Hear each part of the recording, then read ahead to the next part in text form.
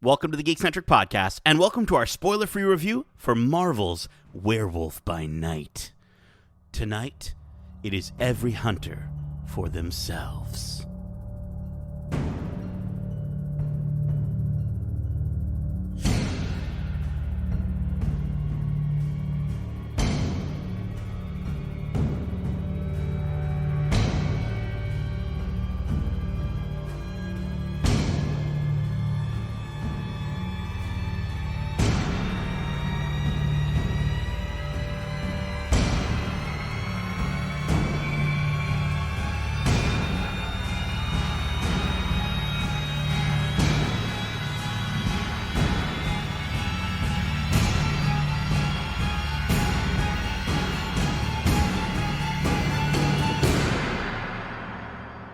Hello there, my name is Nate, and this is our spoiler-free review for Marvel's Werewolf by Night. Special thanks, as always, to our friends at Marvel and Disney Studios Canada for giving us the opportunity to watch this special presentation early for review. I thought I shouldn't do the voice the entire time, but I was kind of going for, the narrator ambiance. Yeah, ambiance. Okay. It works. Yeah. If you're joining us for the first time, we are Geekcentric, a podcast focusing on the world of movies, TV shows, games, toys, collectibles, and all things geekcentric.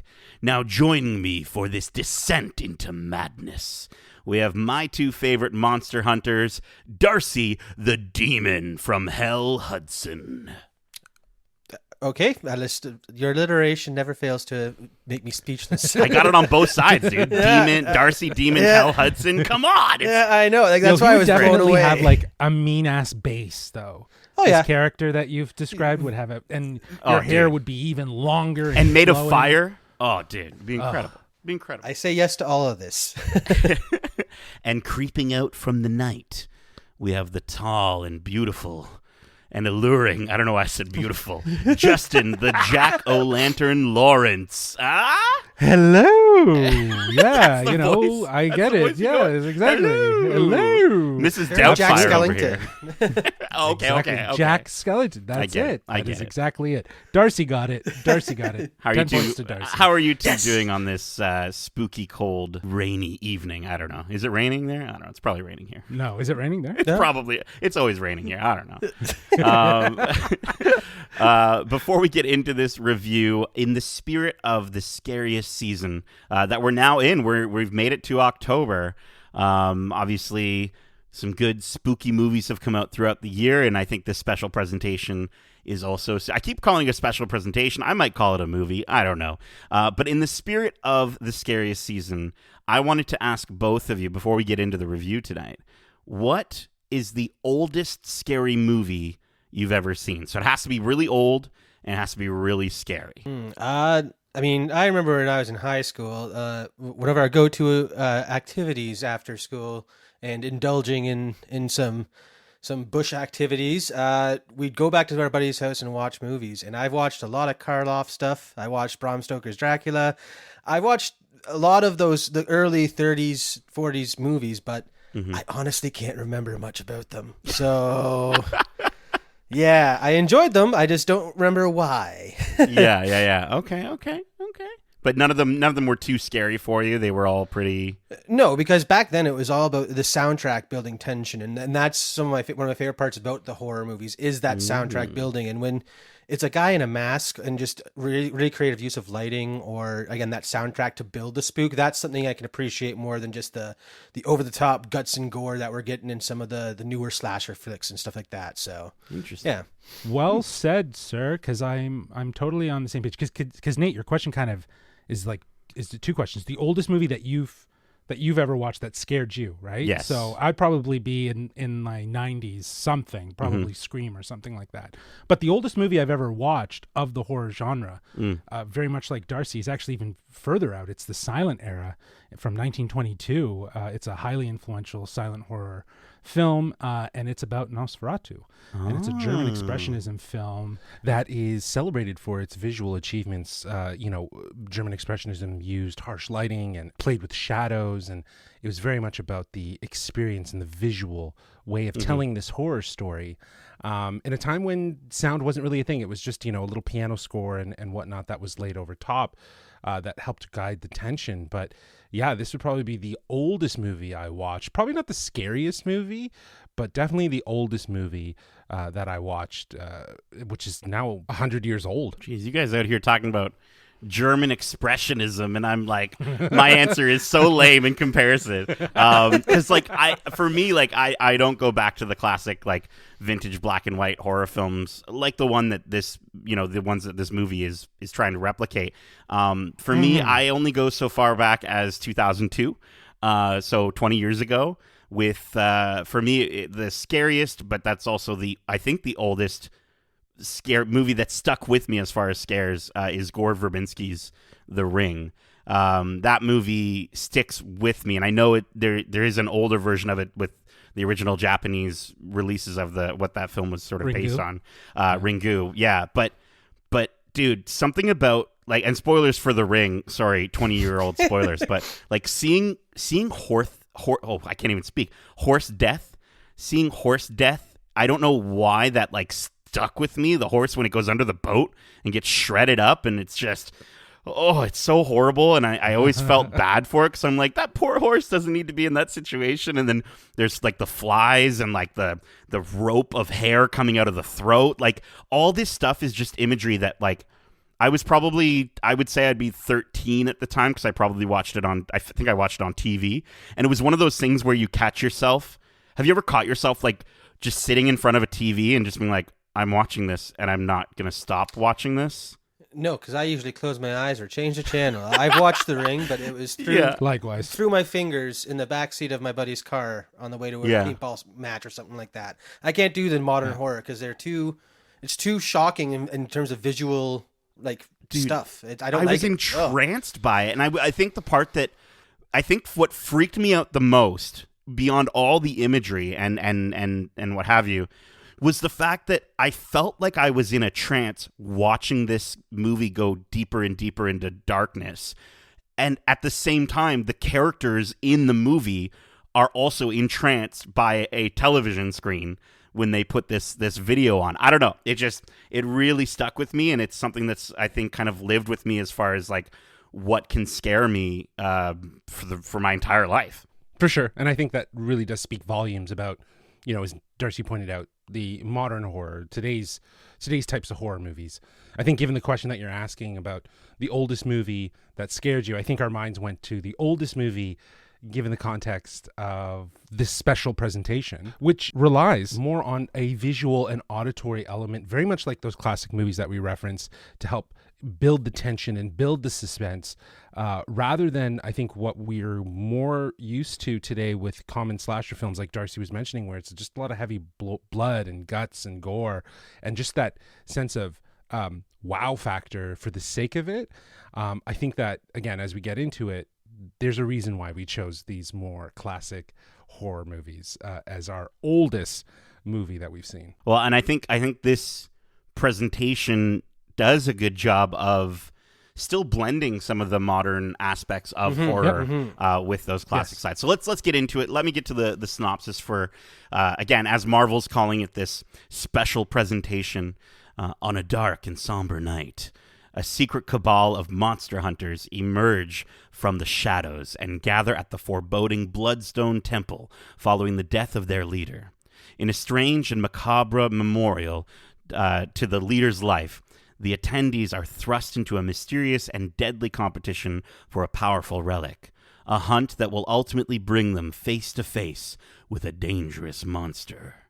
Inspired by horror films of the 1930s and 40s, the chilling special aims to evoke a sense of dread and the macabre with plenty of suspense and scares along the way as we explore a new corner of the Marvel Cinematic Universe. This special stars Gael Garcia Bernal, Laura Donnelly, and Harriet Sansom Harris, and it's written by Heather Quinn and Peter Cameron, and directed by the GOAT himself, Michael Giacchino.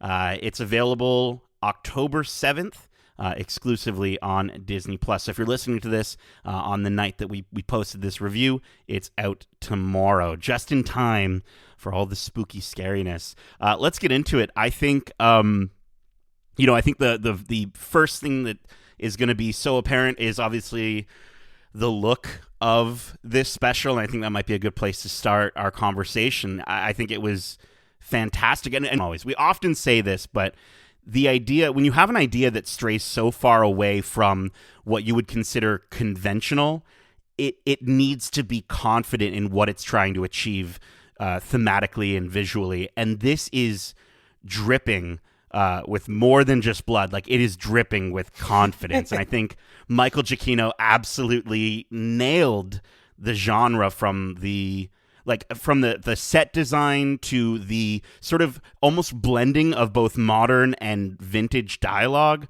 The music, of course, he's a composer. The performances, like all of it was just, even the narrative, the way it was structured, playing towards that common goal of paying tribute to the, like we brought up, the Hammer films of the 1930s and 40s, but still the way that it blends and plays inside the sort of expectation for what like you would expect from the MCU, it nails it. And it's super impressive to see that they were able to pull this off. And I think it's going to be, I think a lot of people are really going to love it for this holiday season. I don't know. What do you guys think? Yeah, I mean, I loved it. Again, I mentioned about how the early stuff I did enjoy that I can remember. It was because of the way they built suspense through the soundtrack and the way that they used the lights and certain camera angles to really build the tension in just a single shot or over the course of the whole presentation. It was phenomenal. And like you said, he executed this homage perfectly while elevating it to modern standards with so many other features. So I only have good things to say about this special presentation. Yeah, I think this is more of a movie that celebrates the sound of horror movies from the 1930s, because sound was revolutionary in the 30s for movies in that it gave so much more. Like I mentioned Nosferatu from a visual standpoint as the horror movie, the oldest one. When we get to the 30s, we start to see the implication of sound design and sound effects to add depth to the terror. You know, it could be a creaking door or footsteps rumbling, you know what I mean? The weather of thunder and, all this sort of stuff. And musical cues, layered in, to build suspense, as you were mentioning, Darcy, and sort of give that threat and guide the mood and the emotion of the movie. That blended with the very clear aesthetics of classic Hollywood horror, it's just a win. And it, like you said, Nate, it's so confident in how it is able to tell that story with this aesthetic, while also embracing the sensibilities of modern contemporary cinema. And I think that is very much captured in the performances that we get from our cast. Gail Garcia Bernal's portrayal of Jack Russell, and even Laura Donnelly's Elsa Bloodstone, both felt very grounded and real and authentic, different from one another, but I loved how seemingly authentic and real that these characters felt for us to connect. But then that's juxtaposed with a very, very theatrical of that era cinema performance, and that's Verussa, played by Harriet Sansom Harris. She was outstanding. She felt so appropriate for the era and time of cinema that is being recreated here, that she just fit so well. She brought that theatricality, she brought that drama, she brought that intensity. While other characters in and around her felt more grounded and more relatable, she was that bombastic villain, and she played it with such confidence and such commitment. It was outstanding. So I think this cast definitely committed to their roles, and there's just such an aura of confidence to their portrayals, and I absolutely loved it. Yeah, I loved, if we're going to talk about confidence, I think Laura Donnelly as Elsa Bloodstone was incredible. She was so badass from the moment she came on screen. And I love the, her combat and her physicality in this is incredible. The like shout out to the choreographers for the fight scenes in this special presentation as well. And I feel like she's at the center of most of them. And she's just, she's out here holding her own. And I loved how she was really in this hunt for herself. But at the same time, we do get a little crack into seeing her sort of learning to trust and understanding and compassion. Yeah. And it's great. I think her with Gael Garcia Bernal as Jack Russell, like I loved how kind he is. His character is such a juxtaposition to the idea of what you would imagine someone who's a werewolf is, and I love that they added so much dimension to his character. I think Gael is charming. He's so charming, and even after seeing him on screen for like a minute in, I was instantly bought into. I'm like, okay, whatever he's gonna do, I'm behind him. I care about this character, and I think a lot of that goes to his performance. Charming and kind are great buzzwords to use for it to describe him, because that is just how endearing he is, and you care for him, right? Like even when he's amidst these hunters, you know he's out of place because he's different from the rest of them, and we just see that sort of unravel. And I think, again, very much like Elsa, like you were mentioning, she's in it for herself, but she learns how to become compassionate.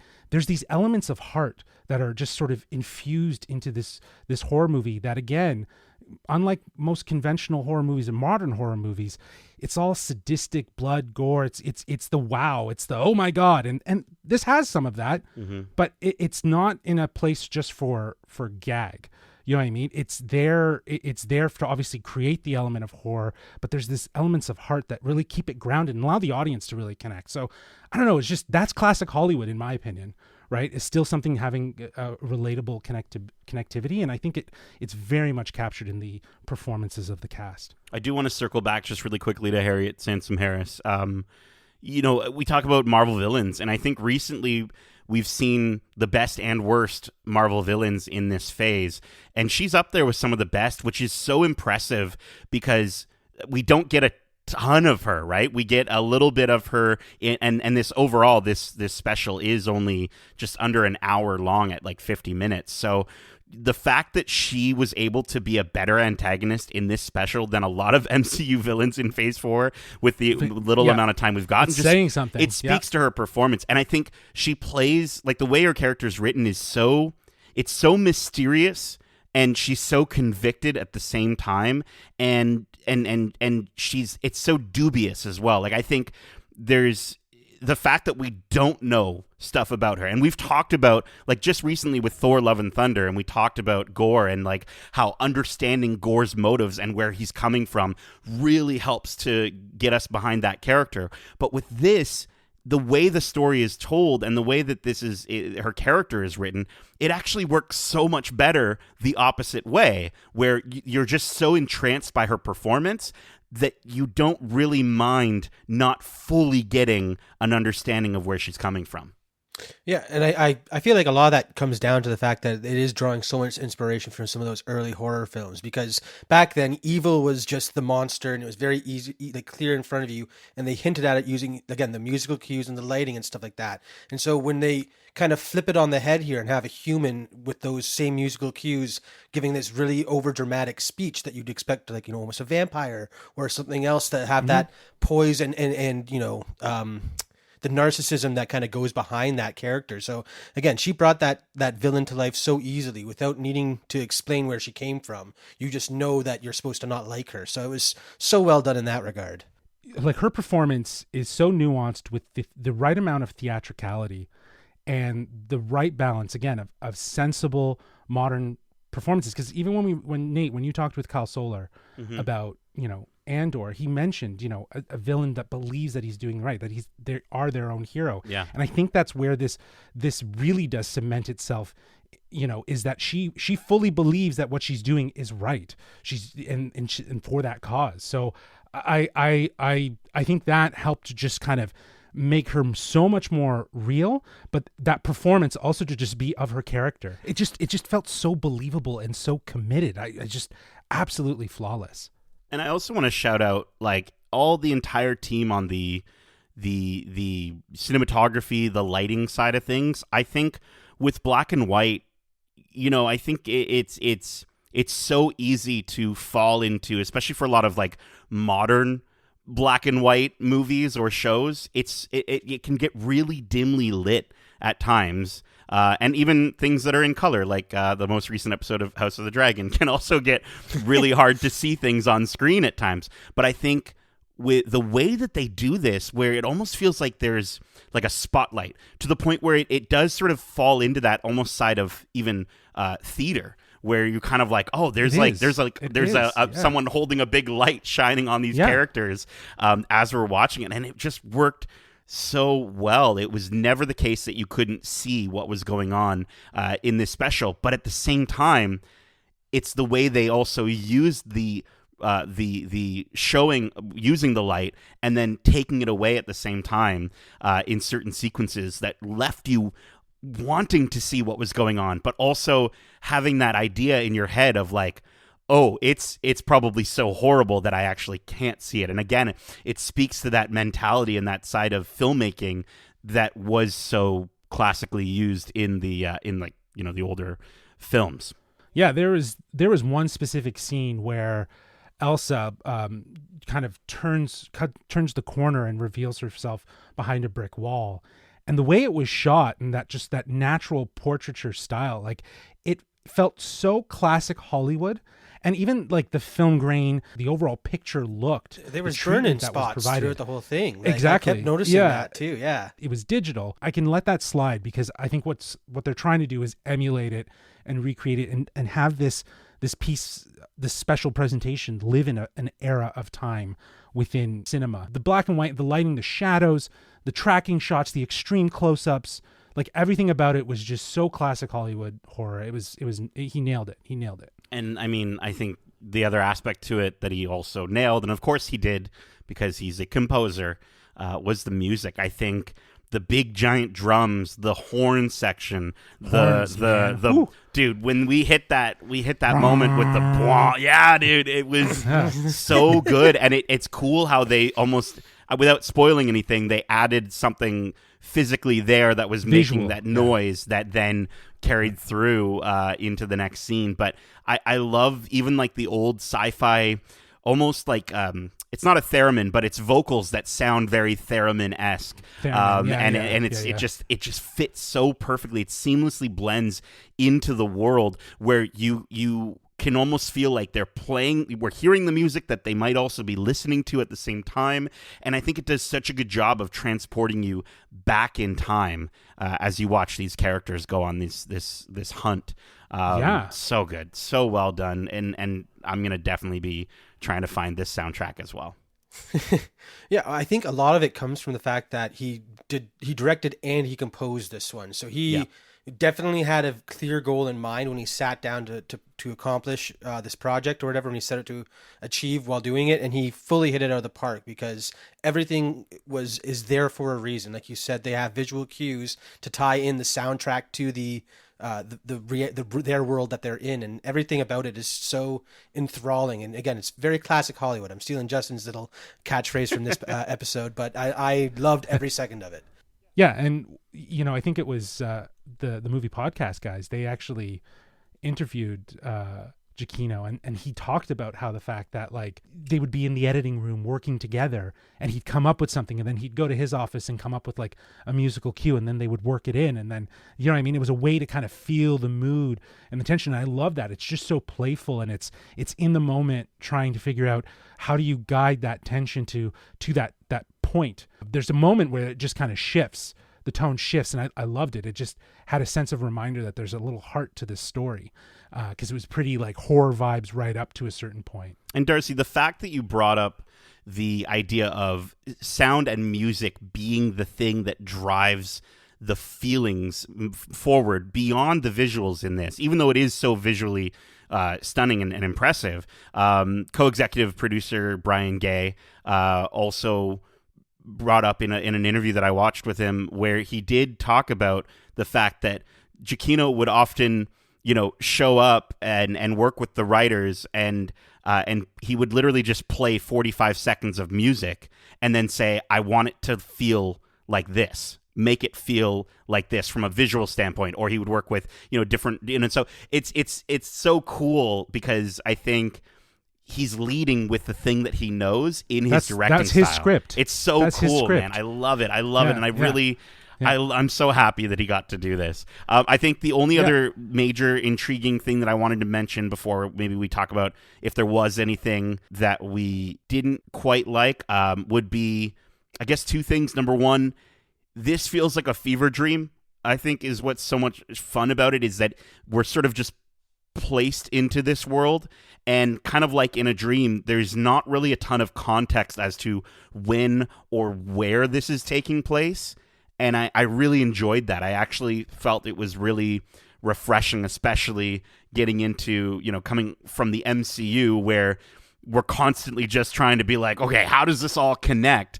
And the fact that they're just like, doesn't matter. We're just going to put you into this sort of world and you're just going to live in it for 50 minutes was awesome. From a filmmaking standpoint, you're absolutely right. This is totally Giacchino's love letter to the scores of horror movies and telling that from a visual standpoint. And I love that it's his script.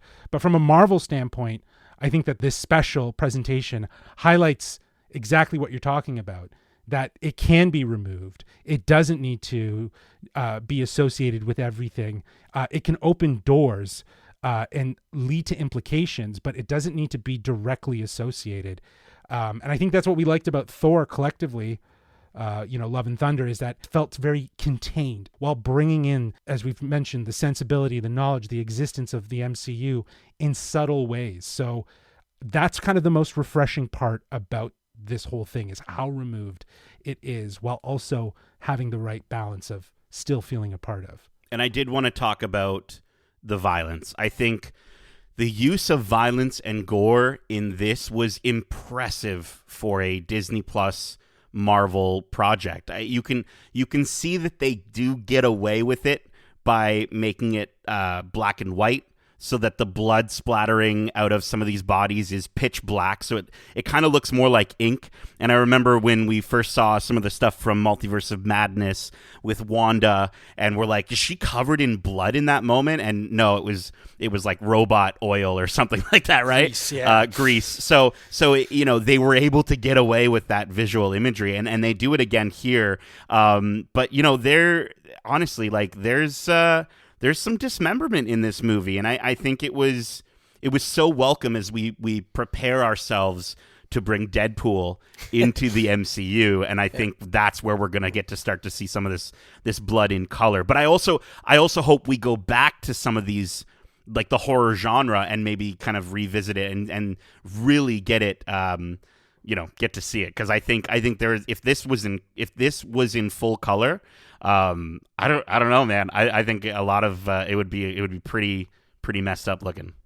Well, I think a lot of that goes to the fact with the lighting again. They hide a lot of those big moments. Back in the early movies, it was to hide the cuts to give you that, visual shock after the musical buildup. And in this one, they're kind of just playing off that idea where they're like, if we show you the start and the end result, you'll still get that middle thing without having to actually be shown it. And it's a genius way of again introducing Marvel audiences to what we could potentially see in Deadpool. So I thought it was very funny that you brought that up, because that was where my mind first went when I saw it too. So it feels like a gradual buildup, because not to say that there were some pretty vicious kills in Multiverse of Madness, albeit that was pretty much it in terms of horror. But here, because I think it is leaning so hard, some of that dismemberment feels very classic.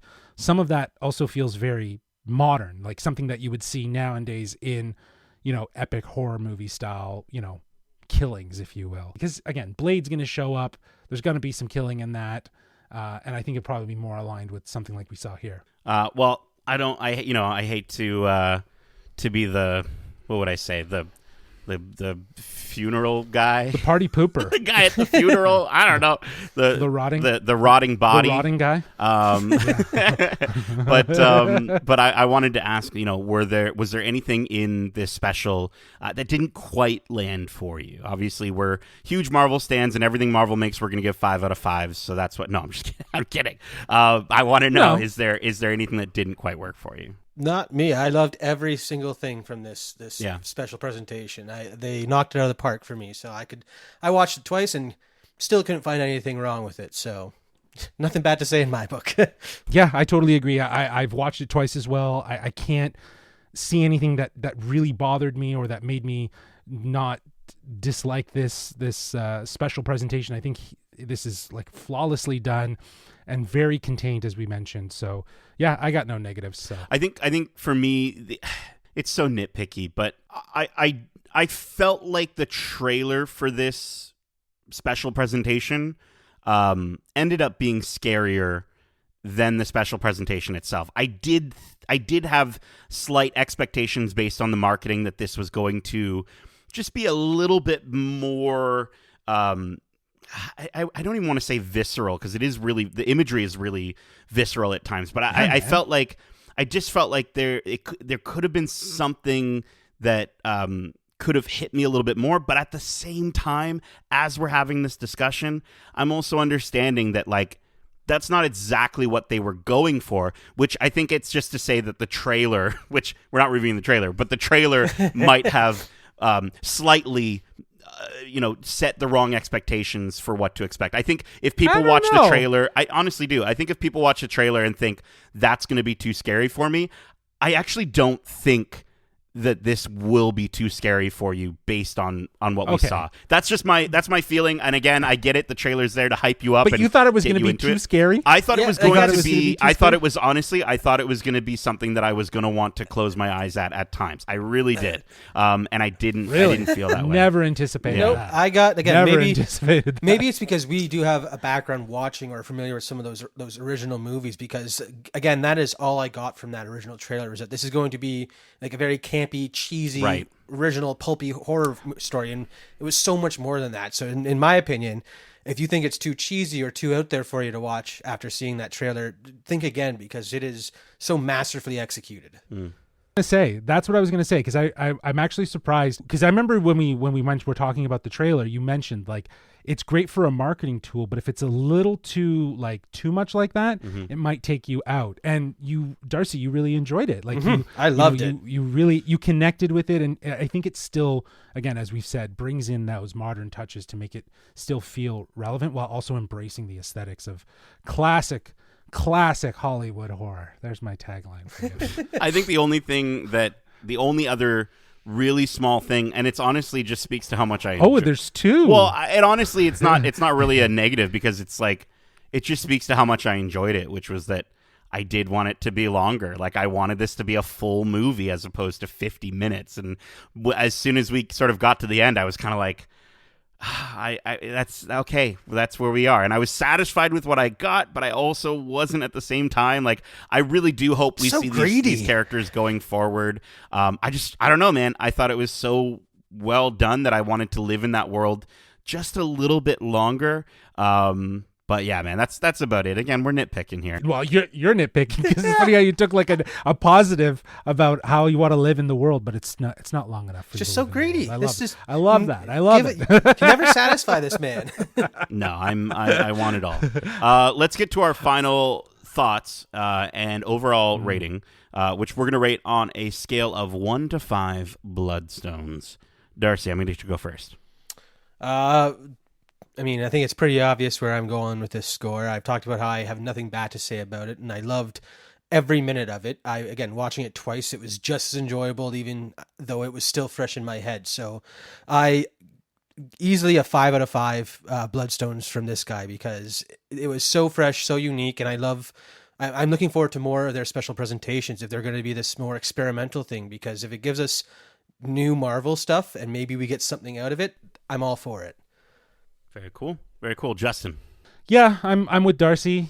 This thing is awesome. It's unlike anything we've gotten from the MCU, and I think Michael Giacchino just serves up a nostalgic-fueled monster movie, and it has those beautiful, haunting visuals that are so reminiscent of classic horror, and he also lays in an outstanding score and sound design, sound space that, it just guides the tension and the mood.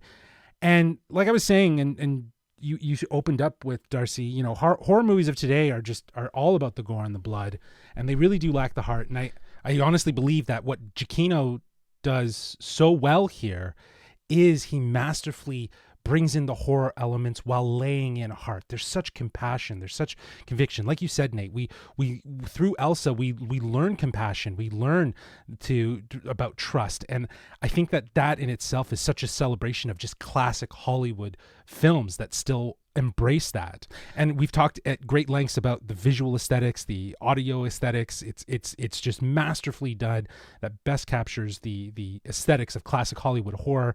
But we also got to give props to the cast. The cast was outstanding. Gail Garcia Bernal, Laura Donnelly, Harriet Sansom Harris, they were fantastic as a sort of trio of characters that allowed us to connect while also understand the sort of theatrical era of this story. So well done. And again, being so removed from everything else that we know in the MCU while still having the right amount of touches to say that it's great, because it opens the doors without necessarily saying something's coming, you know what I mean? Or this is the next thing. And it's very much like Thor: Love and Thunder, where it's just a self-contained story that stays very focused. And yeah, I'm going to give it 5 out of 5 Bloodstones as well. Dope. Yeah, this was excellent. I'm so excited I've always been excited to hear what Michael Giacchino does, but now I'm excited to see what Michael Giacchino does next. And I think it proves that Marvel will continue to expand the genres of the MCU, and I think they're doing such a good job, and we're getting a hint of that in the other universe we love with Star Wars and with Andor. But I do feel like they're well on their way to just continuing to add more and more of these different styles of storytelling to the MCU, just with the MCU baked in, between this and between She-Hulk. And I think the performances, as we mentioned, were phenomenal. And it's a tight, small cast, and I think they all worked so well off of each other. And they were, as you said, Justin, I think the theatricality was just perfectly placed. And yeah, I think, I wanted more of these characters in this world, and I think that just speaks to how well it was for the short 50 minutes that we got. And it's a fantastic deviation for MCU fans, but it's also perfect for Halloween. And this is something that I could see myself revisiting on Halloween as a Marvel fan. So again, I was hoping it would be a little scarier. That's just based on the trailer. After watching it and understanding what they were going for, it does make sense the way that they presented this presentation, and the gore was thrilling, and again, something that is starting to just get heavier and heavier in the MCU as we approach the head chopping off Deadpool. But yeah, this was great. This had me howling for more. So I'm going to give it 4.5 out of 5 Bloodstones. Really, really enjoyed it.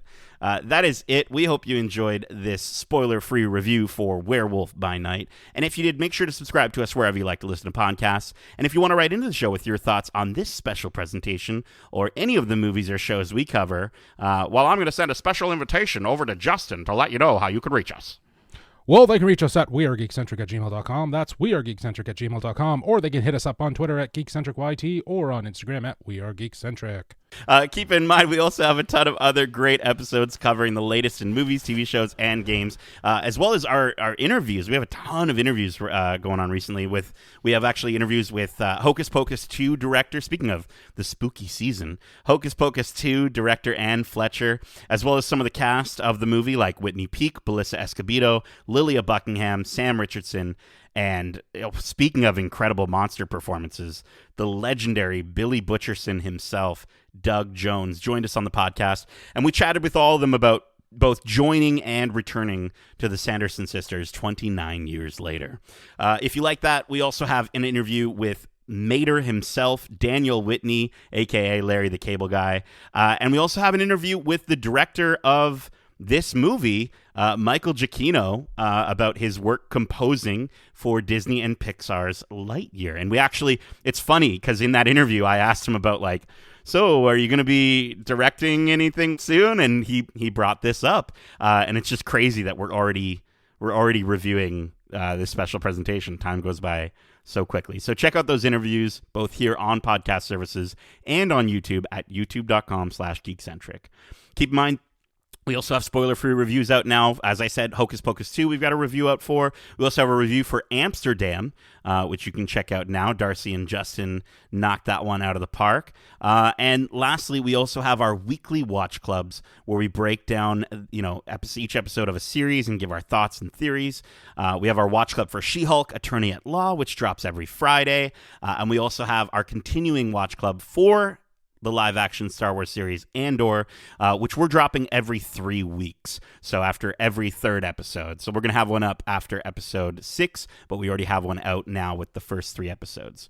There is a ton going on. So please like, subscribe, click all the things, and please leave a 5-star review if you don't mind.